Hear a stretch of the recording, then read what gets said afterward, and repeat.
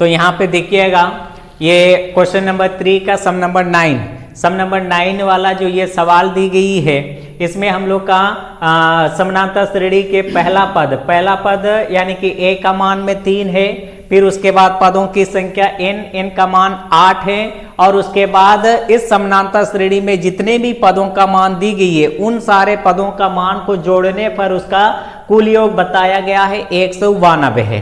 तो ये सारे मान दी गई है, और इसमें से अब सवाल हम लोग का पूछा गया है d का मान में ये कितना होगा, यानी सर्वांतर d का मान कितना होगा, ये सवाल पूछा गया है। तो इसको प्राप्त करने के लिए अब हम लोग क्या करेंगे, जितने भी इसके पहले जो हम लोग पढ़ाई किए हुए क्वेश्चन हैं उन सारे क्वेश्चनों में हम लोग कुल योग को निकालने वाला जो सूत्र है ये हम लोग प्रयोग किए थे, है ना। Sn is equal to n/2, अब बड़ा कोष्टक के अंदर में 2a प्लस n-1 ये d होता है ना।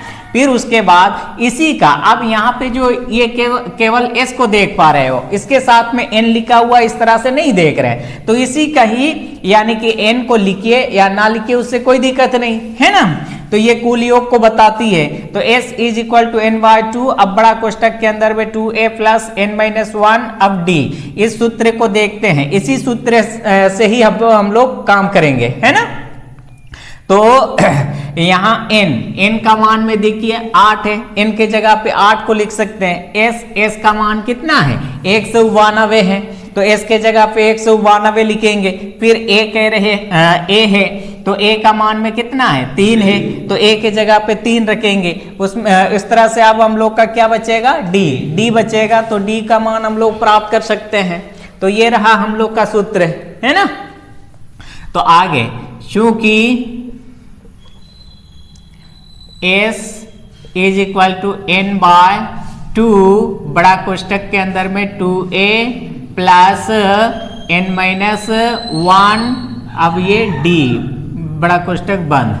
आगे देयरफॉर होगा s का मान यहाँ पे 192 दिया है, तो s के जगह हम लोग क्या लिख सकते हैं 192, ये लिखें। अब n का मान यहाँ पे 8 है, तो n के जगह पे क्या लिखेंगे 8 बट्टा 2 2 गुना a होगा, a का मान कितना है 3 है, तो a के जगह पे हम लोग कितना लिखेंगे 3। आगे प्लस है प्लस, अब n का मान फिर 8 है, n के जगह पे 8 लिखेंगे, घटाओ 1। फिर d का मान तो यहाँ पे दिया नहीं है, इसी के ही मान को ज्ञात करने के लिए सवाल पूछा है, तो अब d का मान को निकालने के लिए इसी तरह से d को लिख लेते हैं।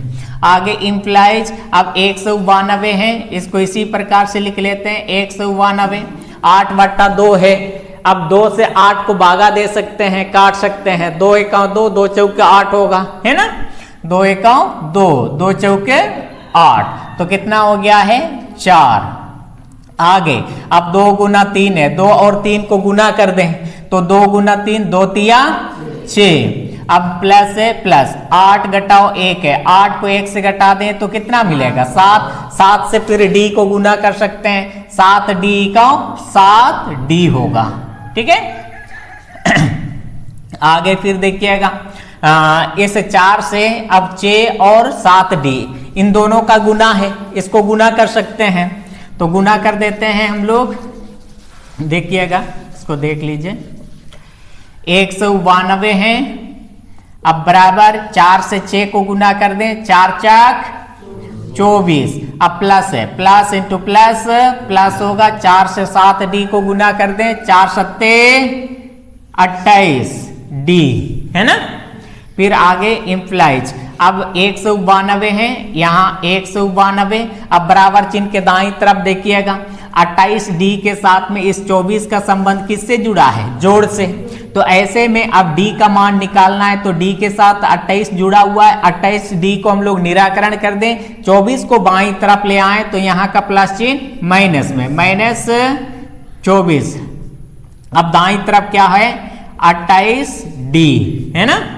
फिर आगे इंप्लाइज 192 है, ये 24 है, अब 192 को 24 से घटा दें तो कितना होगा, इधर से 1 दाई 12, 12 को 4 से घटा देने पर 8, अब यहाँ 8 बचा, 8 को 2 से घटाने पर 6, अब 1 का 1, 168 हो गया। अब बराबर चिन्ह के दाईं तरफ 28 के साथ d का अगर हम लोग संबंध को देखें तो गुना से जुड़ा हुआ है। किससे जुड़ा हुआ है? गुना से। तो 28 को बाईं तरफ लाएंगे तो यहाँ जो गुना चिन्ह है वह किस में बदलेगा? बागा चिन्ह में, यानी कि बट्टा के नीचे हार में 28 होगा। अब दाईं तरफ क्या है? d निराकरण हो गया है, ठीक ना। तो अब इन दोनों के बीच में जो बागा जाएगा इसको हम लोग देखते हैं, ठीक ना। कटेगा, देख लीजिएगा।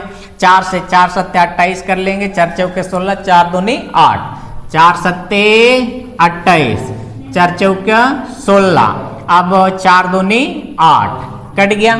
फिर 42/7 है, 42/7 है तो अब यहाँ 7 से 42 को फिर बागा दे सकते हैं, काट सकते हैं। 7 × 7, 7 चाक 42 होगा, होगा कि नहीं? होगा ना। 7 × 7 हो गया, 7 चाक 42, तो कितना बचा? 6 बराबर d, या हम लोग इसको लिख सकते हैं d बराबर 6। तो d का मान जो चाहिए था, d का मान ज्ञात करने के लिए जो सवाल पूछा था, अब d का मान प्राप्त कर लिए हैं। तो अब यहीं पे इसको क्या कर सकते हैं? आंसर कर सकते हैं, ठीक है ना। या अब हम क्या लिख सकते हैं? अतः d बराबर 6 है, इतना लिख करके इसे आंसर कर सकते हैं।